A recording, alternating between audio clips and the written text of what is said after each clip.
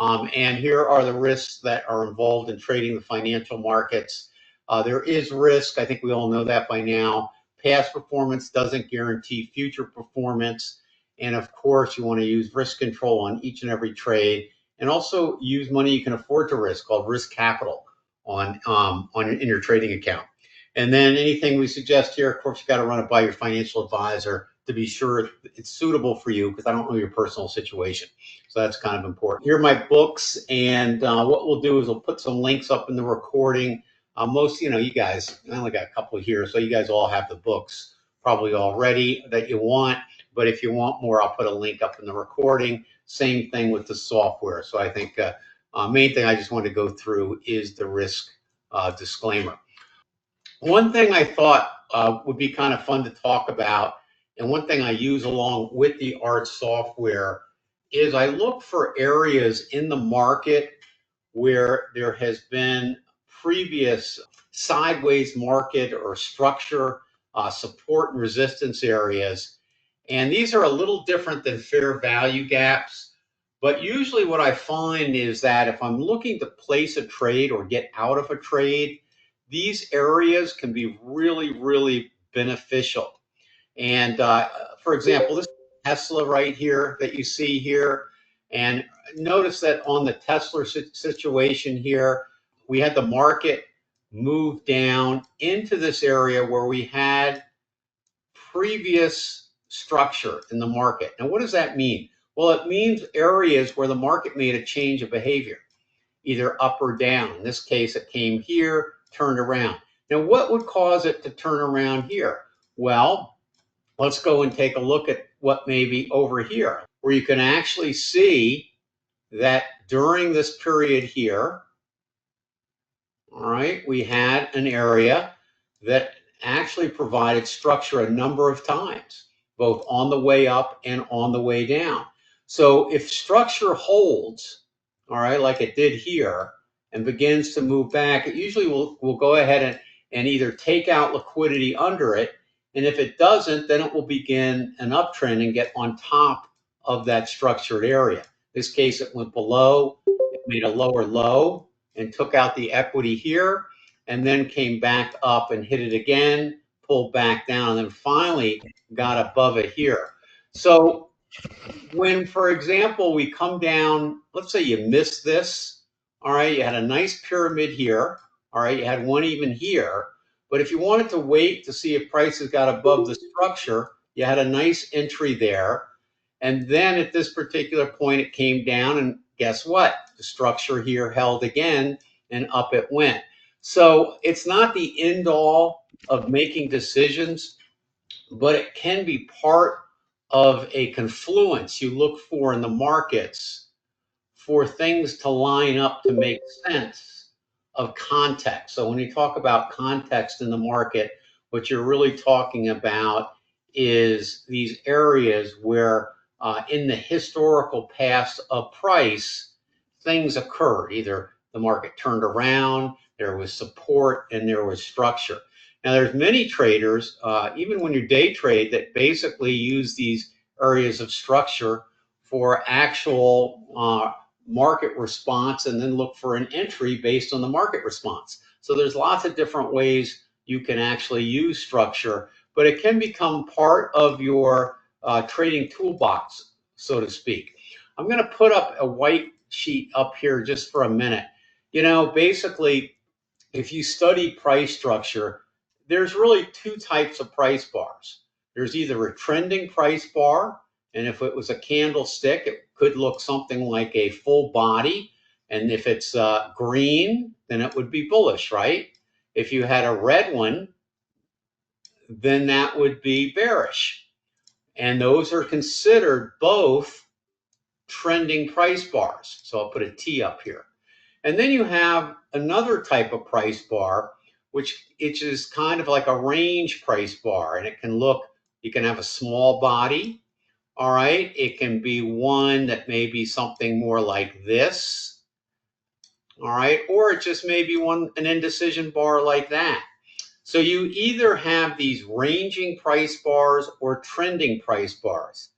Now, it would be stupid to have a trading system where as soon as you see either a trending bar, bullish or bearish, you just go long or short, right?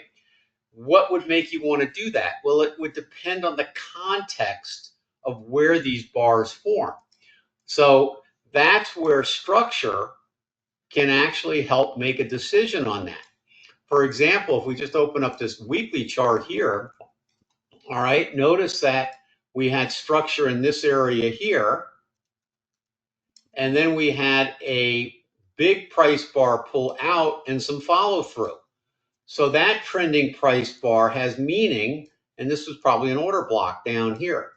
Okay, so all that is kind of important. But if you're in a range where the market's not really going anywhere, all right, kind of like down in this area here, if we expand upon that, let's see if I can do that, then you may have, price bars inside a range like this where it's kind of messy. And so you'll have trending price bars right back to back with bearish ones. And then it turns around. So usually when you get into a consolidation, you're having a whole host of different types of price bars that you're not going to act on that you would act on if they occurred in different places and within different contexts of the market. So kind of keep that in mind when you're trading. Of course, we have other tools like the PTF and all our pyramids and so forth to help us build that context out. But context is really important in determining what signals to take and what not, I guess, is the best place to say about that. Any questions on context out there? Okay. Have you heard the term used before? You may or may not have. It usually is a phrase coined by people that are advocates of price structure. For example, who would be Al Brooks would be one that you might hear that he uses that quite a bit on, and he's been around a while, but he's quite good on price structure, so you might have heard it from him. But that's something I think that can help everybody, regardless of the type of trader that you are. Okay, so keep that in mind. All right, any other questions? All right, don't forget, this is a half an hour, so if you have any questions, speak up. All right. I think Cliff is here. And Cliff, were you asking about the PTF strategy? Can you hear me? Yeah, hi Cliff, how are you? Hey, I'm all right. Good. Yes, I'm having some trouble. I always don't know why I always end up with trouble with the calculator. So when I was trying to use the PTF value, do Now, you? when you say the calculator, you're talking about the risk to reward calculator? Yes, Okay, and that looks like this right here, right? right. Okay, so what are you having trouble on? Well, it seems to work with like use stocks, but it's not working as well with futures. It seems like. Okay, so one of the key things about futures is, the calculator has to be calibrated. And we calibrate that by choosing the right point value to put into here. Mm-hmm. Okay, so for example, if you were dealing with a full NASDAQ contract, what's the point value? 20, right? Right. Okay, For so you'd NS, have to have 20 in there. NQ, sorry. Yeah, Okay, now right. if you were dealing with the micro NQ, the M and Q, what point value would you have to put in there? 2. Correct. Okay. What about the E-mini? Point value on the regular E-mini is 50, right? So Right. you'd have to put 50 in there if you were trading the E-mini, and 5 if you were trading the M&Q. So the point value for futures is going to be different depending upon what futures you trade. And in the calculator itself, if you click on the question mark, it will take you to a instruction page where you can actually download a PDF file of the point values for all the major future markets. Oh, So, okay. okay, so that's really important because if you don't get that right, you're right, the calculator won't work. Now with stocks in ETF, it's really easy. You just put in point one and leave it. Mm, Okay, so it's easy for stocks. It's easy for ETFs because ETF is a form of stocks, right? So you can just use one. But when you're dealing with futures, you have to use the correct point value. So that do you becomes really important. do you have to put in the margin?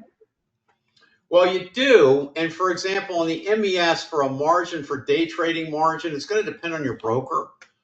But for the most part, I use about 350 for the ES. I use 440 for the M and Q. Okay. And these are just margins I pull off from the either my broker or from the CME. Is there like a table or something with those values? Yeah, if you Google it, you can get the margin requirements. Okay, Okay. gotcha. All right. In our day trading room, we have them all listed under the day trading worksheet. And I'm not sure that's in the calculator because that's going to depend on your broker. So we probably didn't want to put something in there that wasn't suitable for everybody. Okay. Okay. But, if you want to write these down right now, I'll just read off what we use and this will give you, I think, good enough numbers to use the calculator. Okay. All right. You ready? Yep. All right. MES 350 for the day trading margin. MNQ 440. MGC, which is these are micros, by the way, and I'll get over to Yeah. the other ones in a minute. The micros on gold is 550. Mm, The Dow micro is 250. The Dow E-mini, not a micro, is 2,475. The Russell is 1,788. Micro Bitcoin is 550, which we don't really trade because there's not that much volume on it. The ES is 700. That's the regular, not the MES, but the ES contract. Let's see what else I got here. Crude oil eh, is 2,800. The crude oil, let's see, that's a regular contract. The E-mini is 1405. Silver is 9,100. Silver E-mini is 3,229. Micro crude oil is 280. Natural gas is 1,000. And NASDAQ E-mini is 880. And those are rough numbers and they do okay. change. So if you're using a specific broker, check with them to see what they're using. Okay. And in this case, the broker, with Apex, the broker would be TradeRate. Okay, the broker, well, those numbers I just gave you are for Yeah. Apex. Okay. So you're all set. All right. Okay. All right. Okay. So that's the key thing. You put that in the margin, but the real key thing I think maybe that you were having a hard time with is the point value. Mm-hmm. And, point values, again, like for gold, the micro gold, the point value for the calculator is 10. For the Dow micros, which is the MYM, the point value, this is the micros, is 50 cents. Okay, so everything has a point value. What are you trading? Micros. But which ones? Uh, the MGC, MCL, Okay, MNQ, stop. MES. Okay, so stop. MGC is $10. That's the point value. And the Mm-hmm. margin is 550. So that's MGC. Was your next one MCL? Yes. All right. So MCL, the point value is 100, and the day trading margin is 280. Okay. MYM. All right. MYM, Dow Micros, 50 cents for the point value and 250 for the margin. Okay. MNQ. You know that one. MNQ is No. $2 for the point value and 440 for the margin. Right. And MES, you already gave me that. That's 350. And 5, right? Okay. Right. and 5. Yep. Is that good? Yeah. Get them all? All right, so try that. And right now, go ahead and try it and see if that makes a difference for you. Okay. NS. What's that? What about what is it? NG. Okay, NG is natural gas. Point value is 10,000 and the margin is 1,000. So on natural gas, we trade the NG and not the micro because there's just nothing going on in the micro. Okay. All right, so 10,000 for the point value on natural gas, and that's the Henry Hubson NG value. Okay, Okay. and I only use that. Okay. 1,000 on the margin. I only use that for eval in an account. Okay, anything else? No, that's it. Okay, That's good. it. Try that, and I think that's going to square you away. All right. I have another question real quick. Sometimes when I'm trying to count through the Elliott waves in the owl, and sometimes when I look at to find where the previous wave 3 was, and as it's going along before a new wave 3 show up, sometimes the wave 3 where it was, sometimes it moves. Yeah, well, the thing is that, if you have, well, let me just go to a whiteboard and explain this. So if you have a situation where the market is moving up, right? And let's say we have the owl down here, below here. Mm-hmm. Okay, so that's going to be a histogram, and you should start to see it move up, right? Yeah. Okay, and if this histogram is higher than the previous histogram within the last 144 price bars, you'll see it label it as a wave 3. Right. Okay, all right. So, but what can happen is you may have a pullback and think, okay, great, I got a 3, a 4, and we're going on into a 5. And so in order for this to be a 4, this owl eventually has to go negative, right? Mm-hmm. Okay. And then we want to see it go positive to help confirm when we're in a 5, right? Right. Okay. So now a couple things. Remember, what we want to do is take a look to see what the confluence is of a different number of factors. First thing is when we think we have a wave 4, one of the first things you want to do is draw, all right, the Fibonacci retracements to see if wave 4 came back enough to meet that Fibonacci requirement, right? Okay. I gotta learn how Okay. to do that, but okay. Okay. So if you have a 1 up, a 2, we always draw our fibs between waves 2 and wave 3. And then what we want to see is, are we in the 38.2 to 61.8% retracement area? Because that's our high probability 70% of the time wave 4s hit that area. So that's always something we want to kind of see if that happened, because that gives us more of an assurance that wave 4 is over. Okay.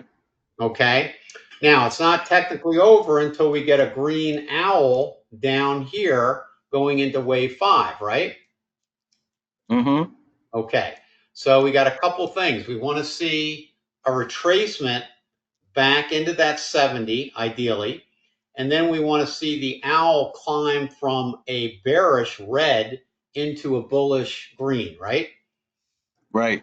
Okay. Now, sometimes 15% of the time, and only 15%, the wave 4 is shallow and it never reaches the 70%. Okay, markets don't always do what we want them to do, and 15% of the time they don't. Okay, so if you see an ABC pattern here and a bounce just before it goes into the 70%, then you got a decision to make, don't you? Yeah. And that decision is, am I going to wait for it to go to 70%? Or is this one of the 15% times it didn't make it. Well, you have a choice, okay? All right, first thing you want to see is, okay, did we climb out of the negative wave 4? So is wave 4 really over? And if we're in the green area and it did not hit the 70%, well, now we've met the requirement of the owl, but we missed the high probability area. So maybe if I wanted to commit $10,000 to this trade, because we're only at a 15% situation, I might only want to put 5 in, and that way I don't miss it if it breaches wave 3 and goes on to the wave 5 high, right? Mm-hmm. Okay, and then I have 5 in reserve in case I am wrong and it does back off and go into the 70% area. Then I can buy another 5 then and get a lower cost average on the trade price, right? Because I'm getting in lower. So it's, if I get in here with 5 and it doesn't go up, instead comes back down, well, now I'm back in the 70% era. I wait for this to make sure it's green, and then I add another 5 into the trade. All right, so that's one way to handle that situation. If at first it appears it's not going to make the 70% level, but then after I go into the trade, it backs off and comes back down into that 70% level. And now I can add on my other 5. And so it really doesn't hurt me that much that I went in a little bit up in this area versus way down here. You understand? So can I ask Cliff a question? Yeah. Yeah. So Cliff, are you wondering about when the wave 3 seems to move? Yeah, I'm getting to that, Gene. Right. Oh, okay. Okay, you cut me off a little bit. All right. So the next part of your question is sometimes the wave 3 moves, right? So what would happen there is if we start climbing into wave 5, what happens if the owl climbs and then goes above this area here? We no longer have bearish divergence because you have to have bearish divergence between wave 3 and 5, right? Right. So now the wave 3 is going to move because now this is the highest owl, not this one. So the Okay. wave count changes. Okay. Right. So this is all wave 3. And these are minor waves inside the major 3. Mm-hmm. All right. Then the sequence starts over again where it can go down into here. And then you may have a wave 4 now instead of a major wave 4 back here. So if the owl, whatever the highest owl is, that's going to be a wave 3. And you're just not going to know that.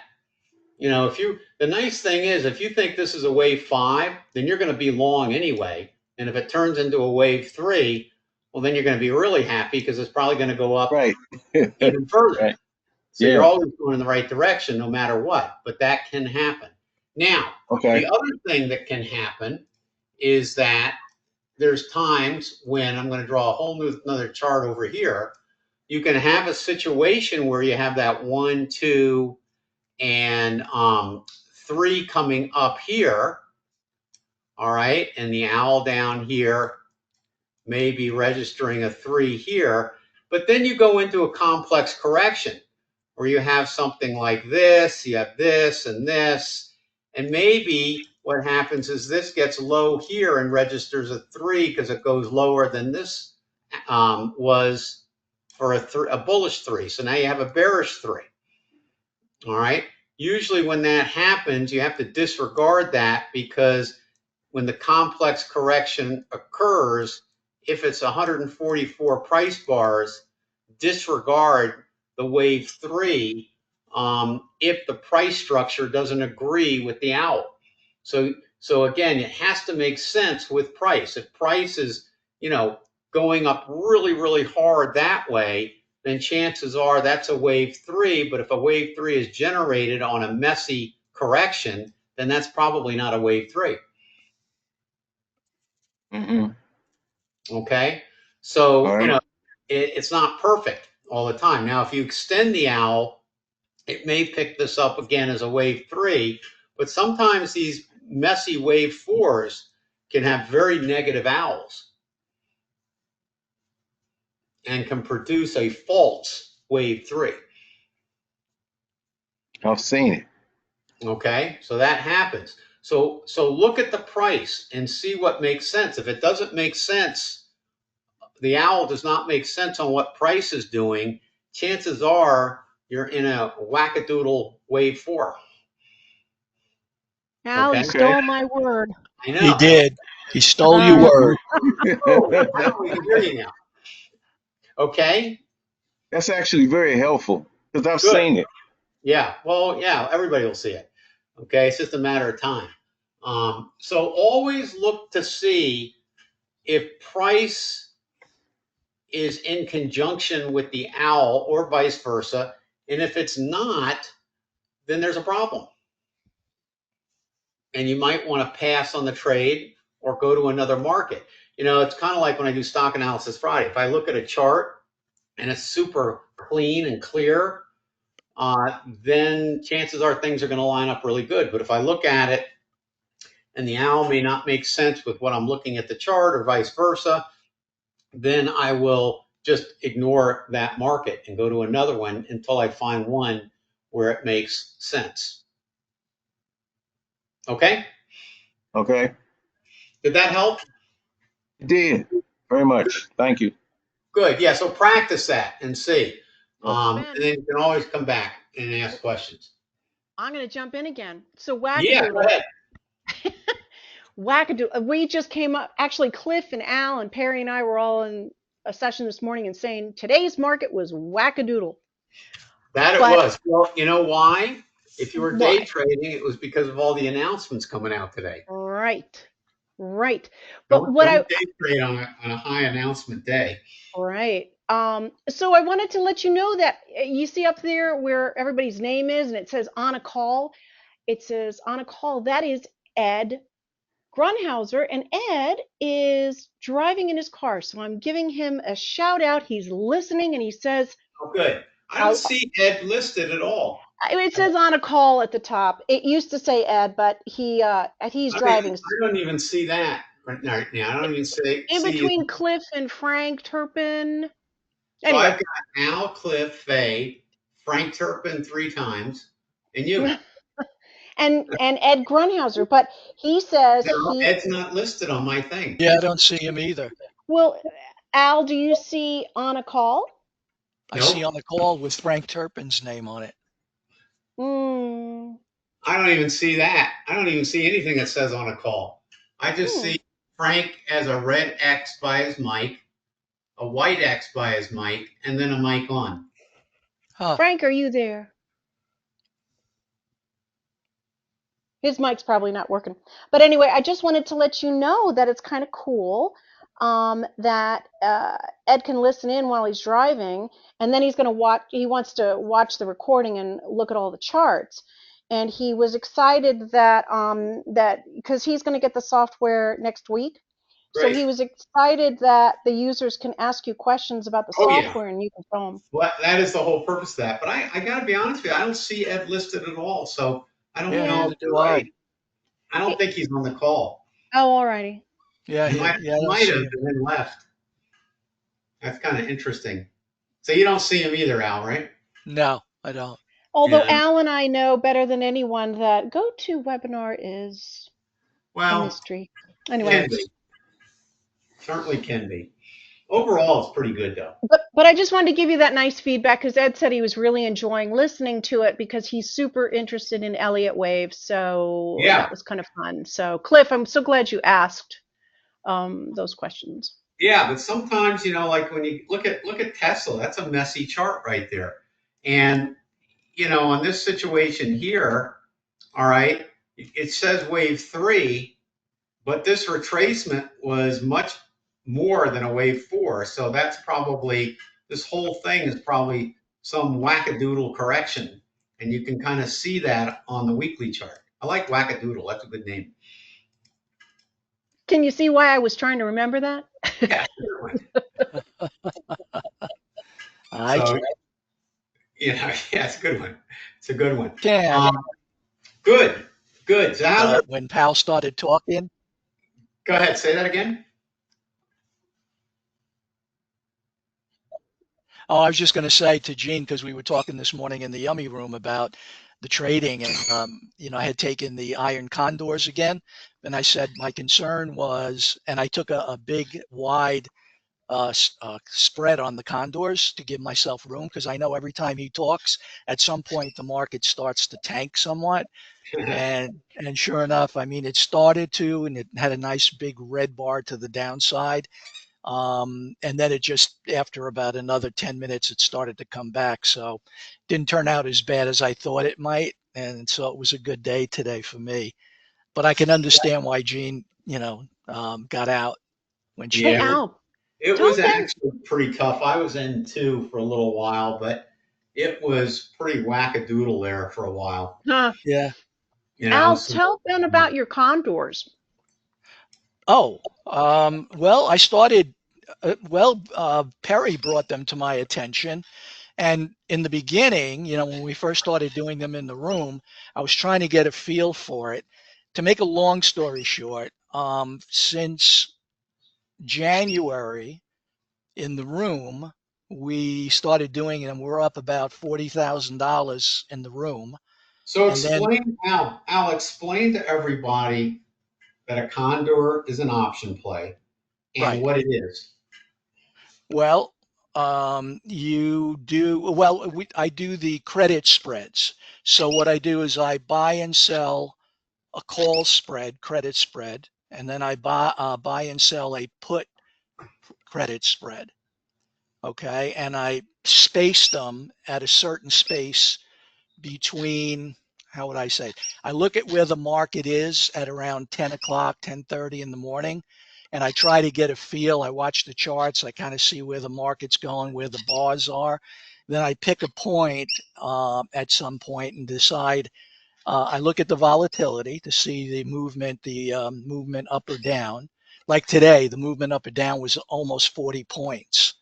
So I did a spread of 120 points, and I did two in one account, in my live account, one in a Roth live account, and I got let's say $1 each. So $300, sold them for $300 credit, and just waited till the end of the day. And my plan is that it would not go below or above one of the, so in other words, the highest put spread or the lowest the lowest call spread. In other words, it would never close greater than or less than where those spreads were. If it stays And in between, you keep mhm. the money. Okay. Now So let me ask you a question. Do you close it out if it hits those limits? no, I believe it or not, there. Let me tell you, there are days where I've been down in the account. My wife freaks out where I've been down because the market all of a sudden turns sour, Well, that's what I was wondering. and I'm down $1,500 on a credit spread of maybe $300. But I wait because I know the market's probably going to come back, and I would say 95, 98% of the time it does, and so I don't freak out when it does that. Um, but again, to make a long story short, so I started doing trading in my own accounts starting March 1st. No, March 19th, and today is what, the 18th. So that's 3 full months, and I'm up $14,000 in my accounts. So if you did not, those 2 or 3% of the time that it doesn't work, what's your exposure? Well, on one trade I lost 1,400, Okay. and I'll give you an example here real quick. So you have a defined amount of exposure that you're willing to lose. Yeah, yeah, Okay. yeah. But again, I spread them out. The last couple of days there was not much volatility, so you couldn't get more than 45 cents per No, I get it. I get option. it. So I did a couple of those, and those days I only made like 135, 140. Today I made 300. If I had more money in my account, I can do a little bit more, but I don't have enough money in the account to do more than two in one Yeah, I account get it. and Good one for in the you. other. Okay. Good for you. Now, do you have a broker that helps you put those on, or do you have Oh, no, soft? I do it myself. I do it Okay, good, myself. Yeah. good. 'Cause sometimes people need assistance with that. No. Oh, Um, Perry's funny. He says Al just sits in front of the computer yeah, but that's isn't all day long. that what all of us do? Well, I usually do, but there are times when I get up and go make coffee or dinner or something in between, Yeah, start dinner, and then I come back. I do it when I don't think there's a lot of movement in the market. And if there is a lot of movement, then I'm glued to the computer. Yeah. right. Gotcha. Yeah, there's no free lunch, as you know, in the No, markets. no. So there's always the risk if something doesn't work. It's like dollar cost averaging is great 90% of the time, Right. but when it's not, you can wipe your account out. Exactly. So you always got to you have a figure in your mind that you're going to exit, Right. pull the parachute, so to speak, and bail. And then Al, too, you start at 10 a.m. ish Eastern time, right? I You, start looking at 10. Yeah. you always get out though every day. You don't keep anything overnight, or do you? No, it's zero DTE.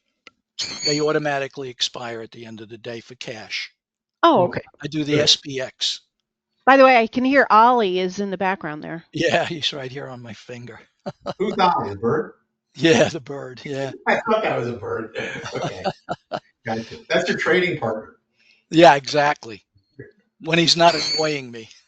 Right. Yeah, so Okay. I do the zero DTE. So, and then I do the SPX because I don't have to worry about, getting anything put to me. It just expires for cash. Now, do you do this with Perry too? Oh, we do it in the room. Well, I take it in the room. Like Perry started me on it, and then he kind of drifted away from it, and I got into it, and so I do it both in the room and I do it in my own account every Well, day. good for you. Yeah. Very cool. Very cool. Well, we'll have to have you do a webinar on your condors. Well, I don't know if I could do that, but sure, I'd be happy to try. Sure. I think people would like to learn about that because Yeah, let's ask everybody. Frank, you want to learn about it? Cliff and Faye? I don't know. I'm thrilled you're sharing with us, Al, yeah, because that's I think great. it's an interesting topic. Yeah, it's Um, not. I mean, it's not hard. It's just that you gotta again, I mean, I can show them how I do it and why I do it. And then everybody's going to be doing it. Like Perry did his first trade today, again, live trade, and he did a 50-point spread. And I said, geez, I don't know, Perry, maybe, and I'm not sure if it worked or not. I'll find out from him next week on the 50-point. But I said to him, I'm not comfortable with anything more than a less than 90, depending upon the expected move. Okay, I'm always looking at the expected move every day, right. and that changes a little bit as the day goes on. So I look at that, and if I see, like I said today, it was almost 40, so I did a 120. That's 3 times the expected move to give me enough room. If I see it's at 25, I'll do an 80 or 90. And that Okay. worked okay today? Today I did the 120. Yeah. Yeah, and I Good. got it. Like I said, I got $1 each because normally I would. Yesterday I did them, and I only got 45 cents, 50 cents. So, Yeah. Yeah. Okay, cool. Well, good for you. Yeah, thank you for sharing that. oh, you're welcome. Well, Yeah, Ben, maybe we can have Al join us for the next client support and do 5 minutes of screen share. I'm fine with that. Al, you Yeah, want to do that? yeah, sure, that's fine with me. Okay. You can say no later if you want. No, You don't want to I'm push. good with that. I Gene just is hope I very don't good. confuse everybody. Gene is very good about putting you on the spot. He's used to That me. she is. That It's she been a is. lot of years, so he's used to me. But yeah, actually, I think that'd be kind of fun. All Yeah. right. Well, does anybody have anything else? Otherwise, well, I guess we'll call it quits. I got one last quick question Yes, sir. on the PTF. Yes. So if I'm looking at the market analyzer, I see one like say turn green, right? And when I go look at it, it just started. So how far in? Because a lot of times when I get the list, a lot of them are really long, or they just turn green and they're really short. So the Right. really short ones, you gotta wait. Yeah. So you mean when you say short, Cliff, just so I understand what you mean. When you say short, you mean the profit potential is not very good.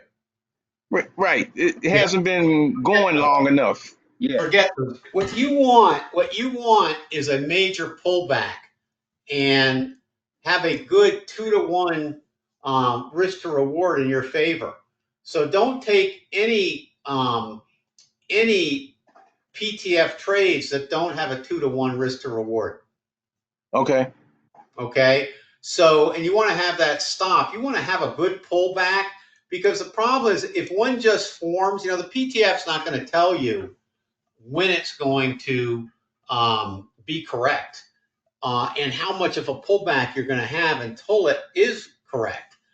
So you want to kind of use it in a way in which that, if you get a pullback that's significant, like right down in here, I'll just use this chart because it's, you can see it right here. Okay. Then notice it's still green, but notice the pullback. And, if you did a fib retracement, this is a good trade to take, and you want to put your stop at the bottom of that because the risk to reward is way up here. All right. So if you can get in after you see a pull up here, then put your stop here and your risk to reward is 2-to-1. All right. Okay. You don't Mhm. want to go in. You don't want to go in like right here. I mean, here is here. You could even take that one, but you need to have your stop here. So now you're pretty much at a 1-to-1, which isn't terrible, but you kind of want to shoot for those ones that you have the most potential.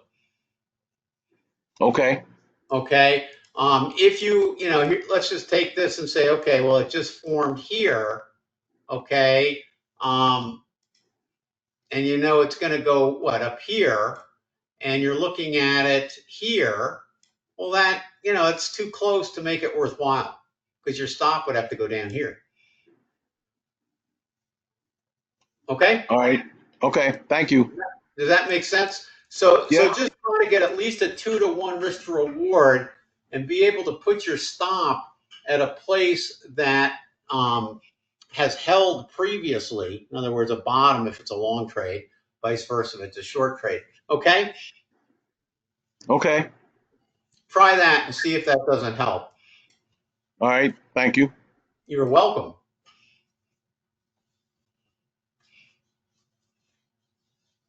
I mean, I built a whole trading approach, which I think you got the course on that. And look at the examples in that course, and I think you'll find that most of the time when we take those, we've got a lot of potential versus the risk.